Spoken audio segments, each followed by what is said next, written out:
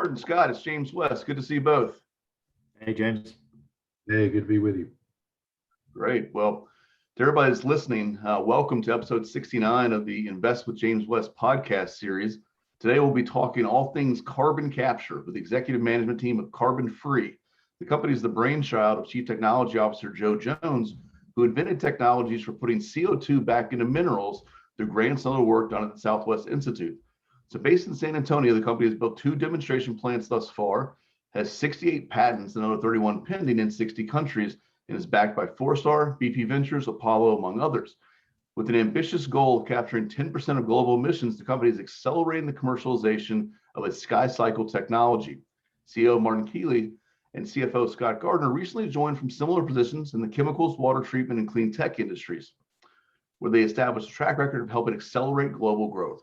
Martin most recently served as CEO of Tata Chemicals, where he grew sales of the North American soda ash business to almost $500 million, while Scott, as CFO of Fluence Bioengineering, a leading manufacturer of LED lighting fixtures for the horticulture industry, oversaw its growth and sale to a German lighting company. So Martin, Scott, thanks again for making time to join us today.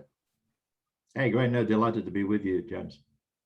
So it kind of seems obvious to us at this point that carbon capture, utilization, and storage is the key climate mitigation pathway and the only real viable solution to net zero targets. Can you catch us up on what the company's been doing in the past year or two in anticipation of this kind of breaking open moment that we're seeing now?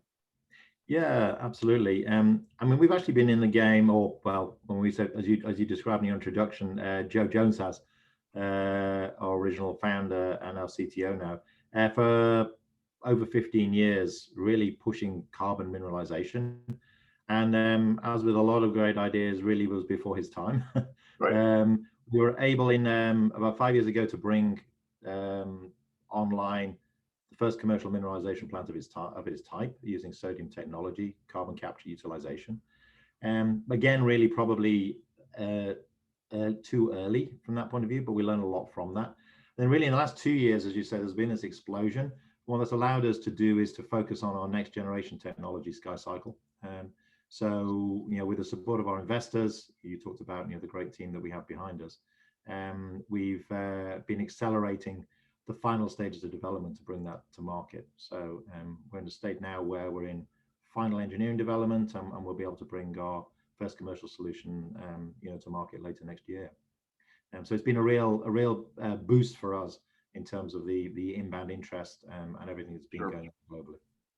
Sure. Well, where does CarbonFree fit within the CCUS value chain? How does your technology differ from some of the other technologies that are currently available? Yeah, that's a great question. And so we talk about the CCUS. So right. For maybe everyone's getting that by now, but for those who don't, it's carbon capture, utilization, and storage.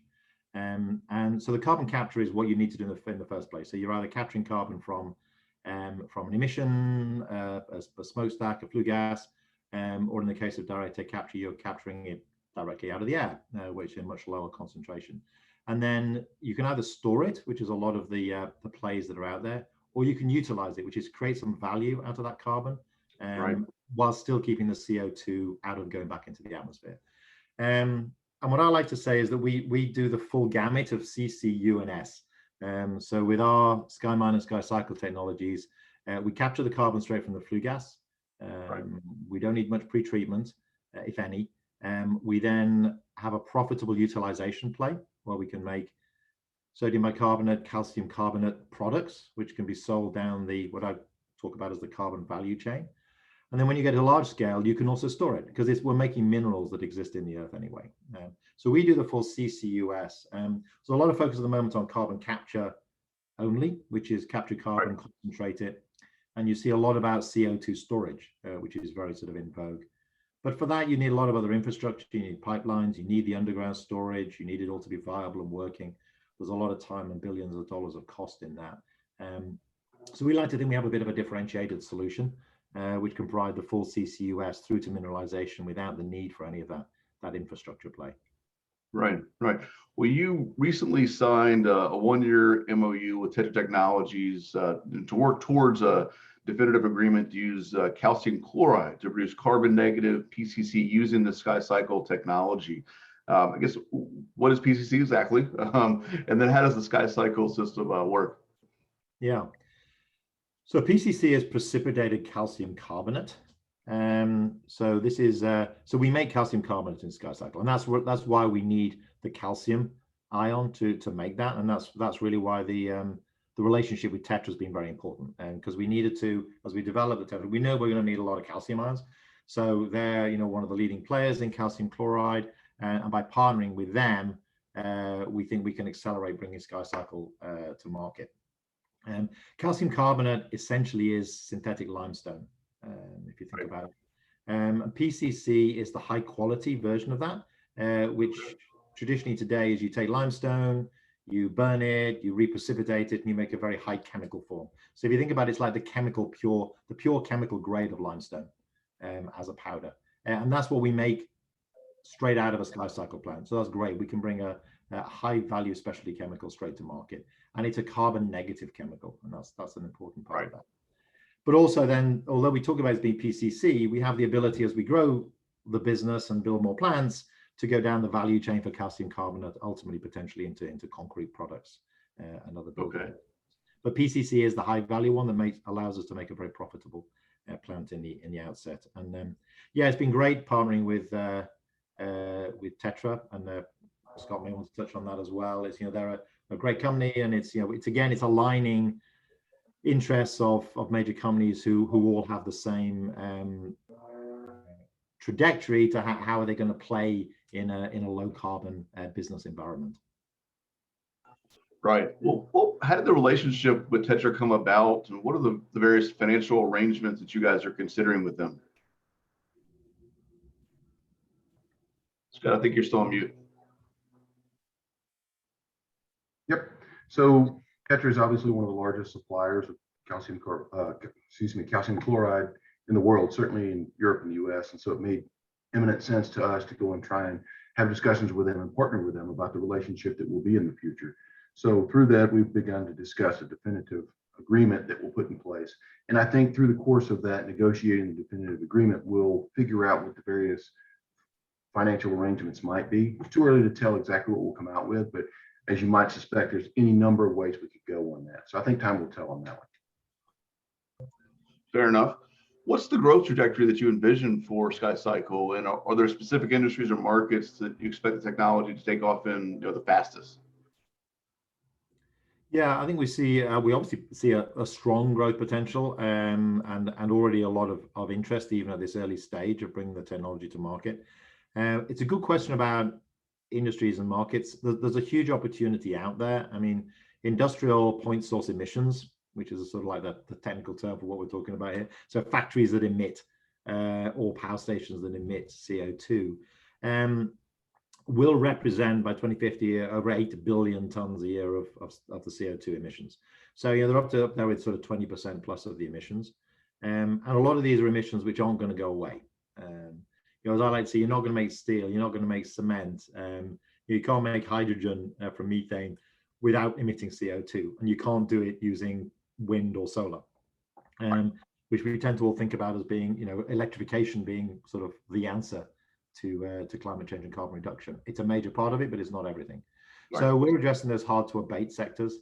But you're right, there are some areas which are starting to bubble to the surface as being maybe let's call them early adopters, because essentially we're in not just CarbonFree, but everyone out there playing in the CCUS space. We're all bringing new technologies. So it's about who are going to be the early adopters, who are going to be the fast followers, etc. The normal sort of product life cycle plays.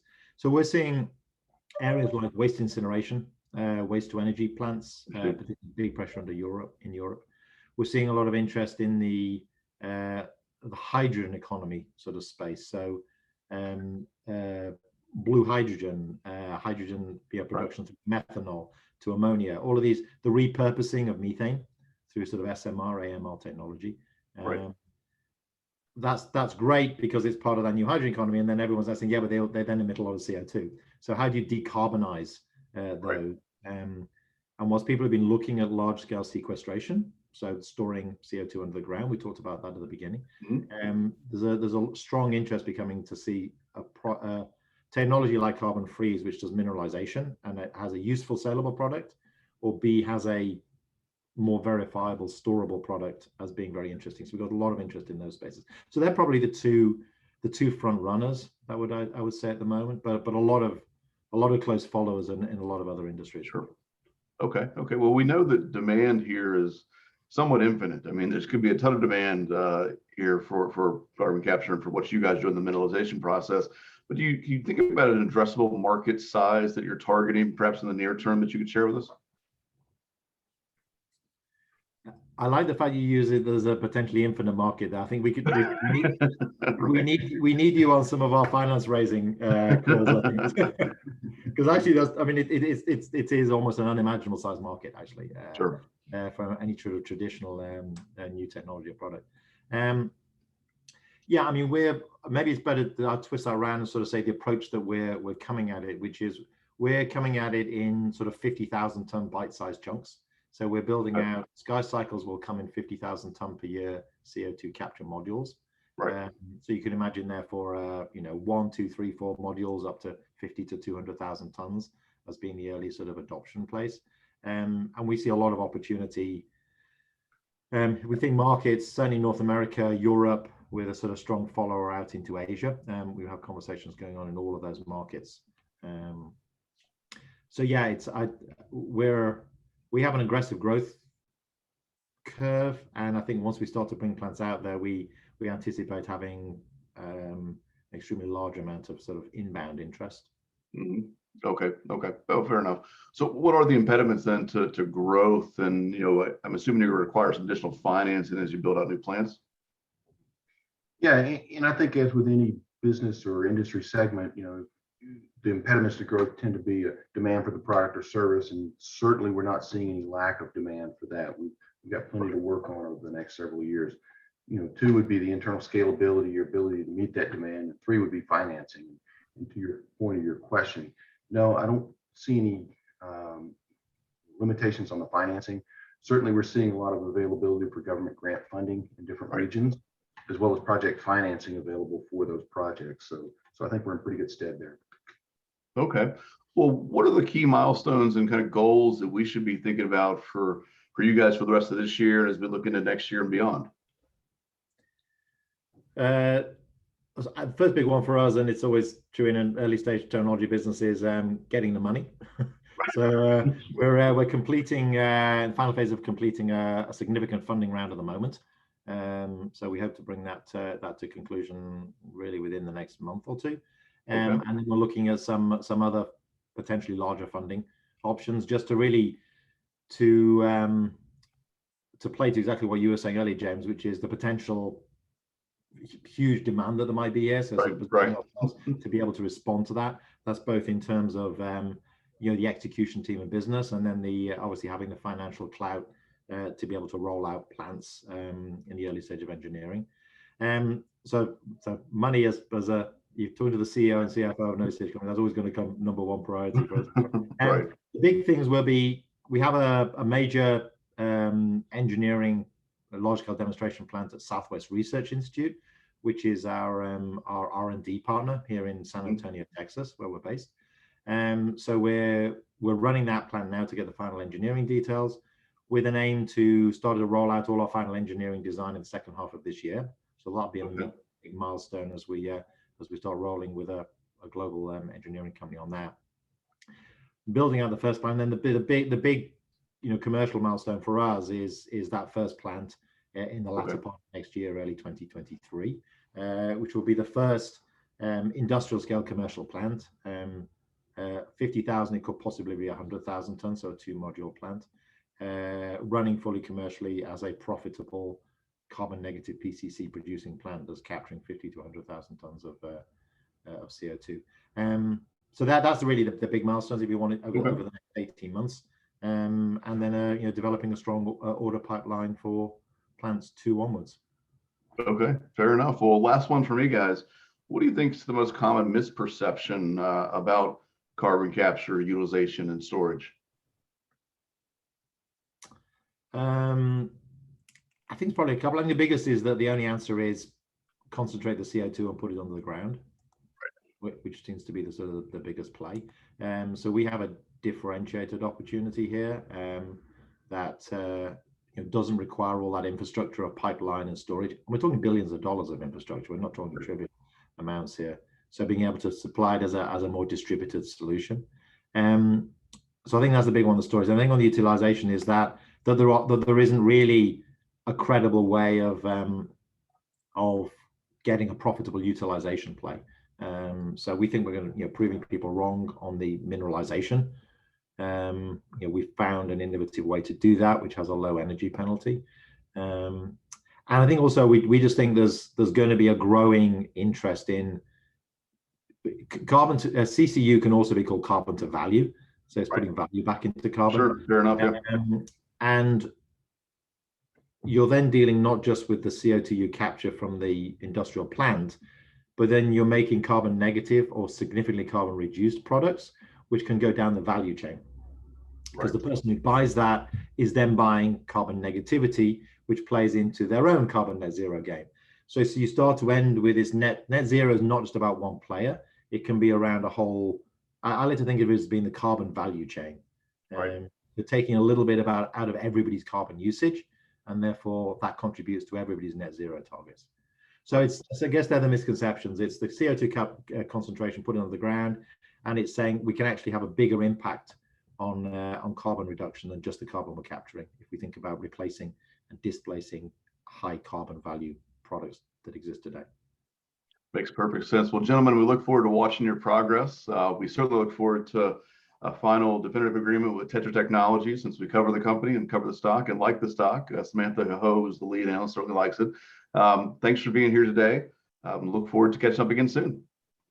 Great. Thanks, James. All right. Take care, guys. Bye now.